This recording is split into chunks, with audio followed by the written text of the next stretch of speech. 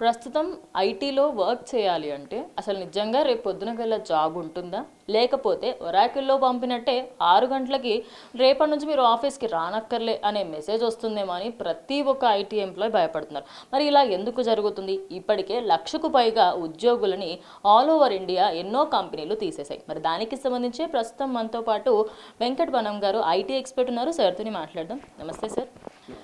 Sir, ఒకటి కాదు రెండు కాదు, అప్రాక్సిమేట్లీ ప్రతి కంపెనీలో ఈ లే ఆఫ్స్ అనేది ఇంత సడన్గా ఇంత ఎక్కువ మోతాదులో ఎందుకు జరుగుతున్నాయి? ముందుగా బిగ్ టీవీ ప్రేక్షకులందరికీ నమస్కారం. ఈరోజు ఉన్న అన్సిటినిటీ అంటే టెక్నాలజీ ఎప్పుడు కూడా ఇవాల్వ్ అవుతూ ఉంటుంది. సో లాస్ట్ 25 years నుంచి మనం డిఫైన్ చేసుకుంటే టెక్నాలజీ ఎప్పుడు కూడా అప్గ్రేడేషన్ మోడ్లో ఉంటుంది. జనరల్గా మీరు మొబైల్ యూజ్ చేసుకున్న software always give an updation. ఏముంటుంది? అవే సాఫ్ట్వేర్ అప్డేషన్ అని. సో అలాగే టెక్నాలజీ ఇప్పుడు మనం బిగ్ డేటా, సైబర్ సెక్యూరిటీ, ఇప్పుడు ఏఐ రెవల్యూషన్లో ఉన్నాం మనం. ఏఐ రెవల్యూషన్ ఏమంటుందంటే you have to invest on the infrastructure, not on the man power.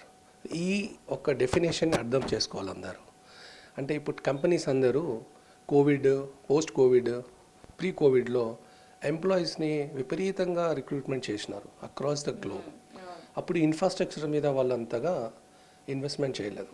కానీ ఇప్పుడున్న రెవల్యూషన్ ఏంటంటే టెక్నాలజీ అంటే డేటా సెంటర్స్ మీద ఎక్కువ ఇన్ఫ్రాస్ట్రక్చర్ ఇన్వెస్ట్మెంట్స్. అంటే ఏ కంపెనీ అయినా, స్పెషల్లీ వెస్టర్న్ కంపెనీస్ తీసుకున్నా, ఈస్టర్న్ కంపెనీస్ తీసుకున్నా, మనం పెట్టుబడి పెట్టినప్పుడు వాళ్ళు ఆర్ఓఐ అంటారు, అంటే రిటర్న్ ఆన్ ఇన్వెస్ట్మెంట్ చూస్తారు. రిటర్న్ ఆన్ ఇన్వెస్ట్మెంట్ ఈరోజు మ్యాన్ పవర్ మీద కాదు, ఇప్పుడు మిషన్ లెర్నింగ్ అంటే ఏఐ, ఆర్టిఫిషియల్ ఇంటెలిజెన్స్. సో ఇప్పుడు 10 మంది చేసే పని ఒక్కో మనిషి చేస్తాడు. సో అలాంటి టెక్నాలజీ డ్రివెన్లో ఉన్నాం. అందుకే కంపెనీస్ అందరు కలెక్టివ్గా, companies like Microsoft who has actually invented the software, they are also laid off. ఈరోజు ప్రపంచవ్యాప్తంగా 92,000 మంది ఉద్యోగులు ఈరోజు ఉద్యోగాలు కోల్పోయారు. అందులో మేజర్గా మనకి ఇంపాక్ట్ జరిగింది మన తెలంగాణకి, హైదరాబాద్లో 50% అంటే 42,000 ఎంప్లాయీస్ హైదరాబాద్లోనే లే ఆఫ్ చేయడం జరిగింది. సార్, ఇంకో విషయం ఇందులో బిగ్గెస్ట్ ట్విస్ట్ ఏంటంటే జూనియర్స్ని తీసేశారు, లేకుంటే తక్కువ ఎక్స్పీరియన్స్ ఉన్న వాళ్ళని తీసేశారంటే ఒక మాట, 15 సంవత్సరాలు 30 సంవత్సరాలు ఎక్స్పీరియన్స్ ఉన్న వాళ్ళని తీసేసి జూనియర్స్ని రిక్రూట్ చేసుకోవడానికి వెనకాల రీజన్ ఏంటి సార్? మంచి ప్రశ్న అమ్మా. అదే ఇప్పుడు టెక్నాలజీ ఎప్పుడైతే మనకి ఎన్హాన్స్ అవుతుందో, ఎప్పుడైతే ఆటోమేషన్ మోడ్లో వస్తుందో ఏఐ, సో ఇక్కడ మీరు జూనియరా సీనియరా అనేది ఇంపార్టెంట్ కాదమ్మా, టెక్నాలజీ డ్రివెన్ చేయడం ఇంపార్టెంట్. ఒక ఉదాహరణ చెప్తాను. ఒక 15 సంవత్సరాలు 15 years ఉన్న అబ్బాయిని, ఒక 50 years ఉన్న అబ్బాయిని, ఇద్దరికి ఒక లేటెస్ట్ టెక్నాలజీ మొబైల్ ఇవ్వండి. Who will actually operate the mobile is 15 years. So టెక్నాలజీని ఎలా డ్రైవ్ చేయాలి అనేది ఇంపార్టెంట్, ఎవరు చేయాలని ఇంపార్టెంట్.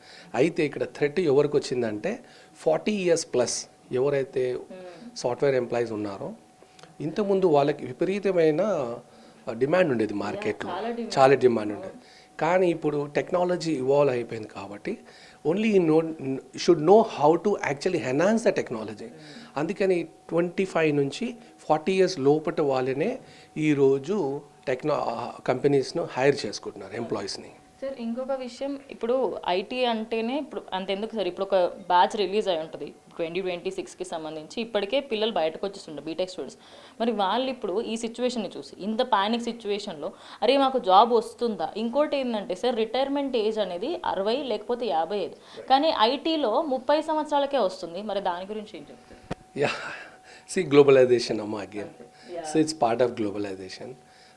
ఒకప్పుడు అంటే జనరలీ మా నాన్నగారు 60 సంవత్సరాలు రిటైర్ అయినారు, నేను ఈరోజు 50 సంవత్సరాలు ఉన్నాను. నేను ఈరోజు ఒక ఐటీ ఎక్స్పర్ట్, ఒక ఐటీ కన్సల్టెంట్గా నేను చేసుకుంటాను. ఇప్పుడు నాకు అబ్బాయి ఉన్నాడు 22 years. He has got a job in Razorpay, it's US based company. And ఎందుకు జాబ్ ఇచ్చినారు అని అడిగాను నేను. Only because of the is academics and communications. So 22 yearsలో సంపాదించే అబ్బాయి ఈరోజు నా బాబు 35,000 రూపీస్ ఇంటికి తీసుకొస్తే, ఆ 35,000 రూపీస్ నేను ఎర్న్ చేయడానికి నేను 35 years ఉండే. సో ఈ ఏజ్ గ్యాప్ అనేది పోయింది ఇప్పుడు. ఎందుకంటే రిసోర్సెస్ చాలా రీచబుల్ అయింది. Globalization, infrastructure, development and communications. ఇప్పుడు మనం హైదరాబాద్లో ఉన్నాం, మంచి కాస్మోపాలిటన్ సిటీలో ఉన్నాం. ఇక్కడ మనం హిందీ, ఇంగ్లీష్, తెలుగు అనేది చాలా సూఫీగా మాట్లాడతాం. మనం అదే ఈస్టర్న్ పార్ట్ ఆఫ్ ఇండియా పోతే అక్కడ ఇంగ్లీష్ హిందీ అనేది కొద్దిగా ప్రాబ్లం. సో ఇక్కడ లాంగ్వేజ్ మనకు అందుకే కర్ణాటక, బెంగళూరు అండ్ హైదరాబాద్ ఎందుకు ఇండియాలో ద లార్జెస్ట్ ఐటీ హబ్స్గా ఉన్నాం, because of our cosmopolitan life style and hour language advantages. Sir so ఫైనల్గా ఇప్పుడు ఏమైపోతుందంటే సార్, అంటే ఐటీలోకి రావాలి అంటే అదొక భయం వచ్చేసింది. మరి ఇప్పుడున్న జనరేషన్కి ఐటీని యాజ్ ఎ కెరియర్ ఆప్షన్గా ఇప్పటికీ కూడా పెట్టుకోవచ్చా? ఇంత ప్యానిక్ సిచ్యువేషన్, ఇది ప్యానిక్ సిచ్యువేషన్ కాదు బట్ ఇంకా వర్స్ట్ అయ్యే అవకాశాలు చాలా ఉండొచ్చు. సో ఇప్పుడు బయటకు వస్తున్న జూనియర్స్కి కానివ్వండి, లేకుంటే ఇప్పుడే బయట నుంచి బీటెక్ కంప్లీట్ చేసిన స్టూడెంట్స్కి మీరు ఏం సజెషన్ ఇవ్వాలనుకుంటున్నారు? సి మేము చదువుకున్న టైంలో 96లో మేము గ్రాడ్యుయేట్ అవుట్ అయినప్పుడు అప్పుడు ఇలాంటి రిసోర్సెస్ లేదు, టెక్నాలజీ లేదు, ఇంటర్నెట్ కూడా లేదు. కానీ ఈరోజు ఉన్న ఈ యంగ్ జనరేషన్ జెన్జీస్ అంటున్నాం కదా, వాళ్ళకి ఎన్నో ఆప్షన్స్ ఉన్నాయమ్మా. ఇప్పుడు IT is one platform but that can be workable in all verticals.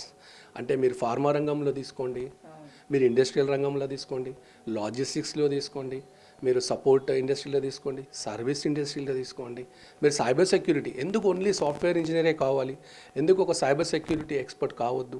So నేను ఈరోజు అందరు యంగ్ జనరేషన్కి చెప్పేది ఏంటంటే, మీరు ఐటీని తీసుకోండి యాజ్ ఎ ప్రొఫెషన్గా, కానీ వర్టికల్లీ డిఫర్ చేసుకోండి.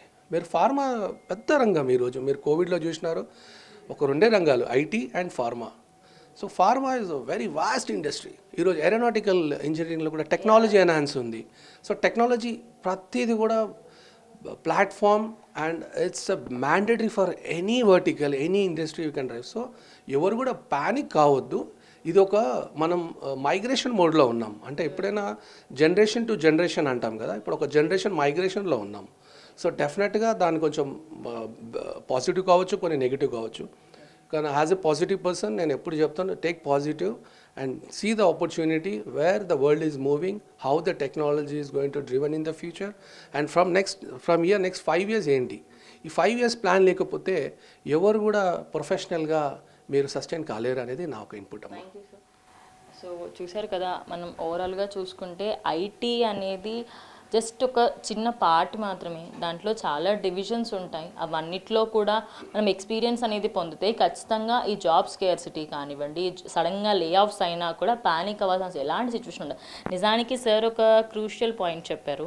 ఏరోనాటికల్ ఇంజనీర్ అనేది చాలా టఫెస్ట్ సబ్జెక్ట్. ఇప్పటికీ అందులో వేకెన్సీస్ 100ల కొద్ది 1000 కొద్ది ఉంటాయి, కానీ ఎవరు అందులో ఇంజనీర్స్ లేక అక్కడ స్కేర్సిటీ చాలా ఉంది. సో అలా చాలా ప్లేసెస్, సైబర్ క్రైమ్కి సంబంధించి, సైబర్ సెక్యూరిటీకి సంబంధించి, అదేవిధంగా మనకి డేటా అనలిస్ట్, వీళ్ళందరూ చాలా ఉన్నాయి. అవన్నిట్లో కూడా మనం ఎక్స్పర్టైజ్ చేస్తే ఖచ్చితంగా ఈ ప్యానిక్ సిచ్యువేషన్స్ ఇలాంటివి ఎన్ని వచ్చినా కూడా అందరూ మనం ముందుకు వెళ్ళిపోవచ్చు. సో ప్రజెంట్ ఇక్కడ ఐటీ రంగానికి సంబంధించి ఇదైతే పరిస్థితి. So camera person Laxmikanth, reporter Charmi, big TV Hyderabad.